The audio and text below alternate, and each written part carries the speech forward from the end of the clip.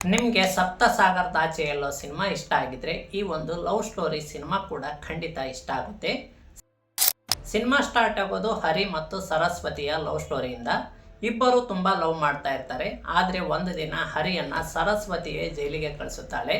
ಹರಿ ಯಾಕೆ ಜೈಲಿಗೆ ಹೋಗಬೇಕಾಗುತ್ತದೆ ಎನ್ನುವುದು ಸಿನಿಮಾದ ಮುಖ್ಯ ಕತೆ.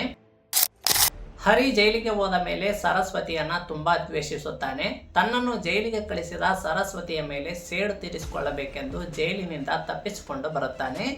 ಅಲ್ಲಿಂದ ಲವರ್ ಬಾಯ್ ಆಗಿದ್ದ ಹರಿ ಡಕಾಯಿತಾಗುತ್ತಾನೆ. ಕೊನೆಯಲ್ಲಿ ಹರಿ ಸರಸ್ವತಿಯ ಮೇಲೆ ಸೇಡು ತೀರಿಸಿಕೊಳ್ಳುತ್ತಾನ. ಮುಂದೆ ಏನೇನು ಆಗುತ್ತೆ ಎನ್ನುವುದನ್ನ ಸಿನಿಮಾದಲ್ಲೇ ನೋಡಬೇಕು. ಸಿನಿಮಾ ಹೆಸರು ಬಂದು ಡಕಾಯಿತ್ ಎ ಲವ್ ಸ್ಟೋರಿ ಅಂತ.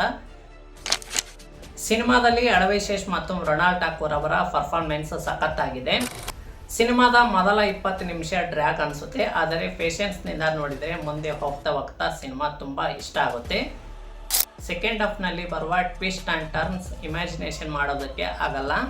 ಕ್ಲೈಮ್ಯಾಕ್ಸ್ ತುಂಬ ಎಮೋಷ್ನಲ್ ಆಗಿದೆ. ಸಿನಿಮಾದಲ್ಲಿ ಯಾವುದೇ ಅಡಲ್ಟ್ ಕಂಟೆಂಟ್ ಇಲ್ಲ. ಎಲ್ಲರೂ ಈ ಸಿನಿಮಾ ನೋಡ್ಬೋದು.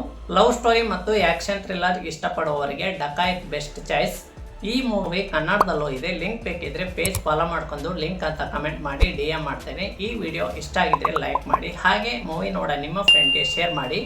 ಮುಂದಿನ ವಿಡಿಯೋದಲ್ಲಿ ಸಿಗೋಣ. ಬಾಯ್ ಬಾಯ್.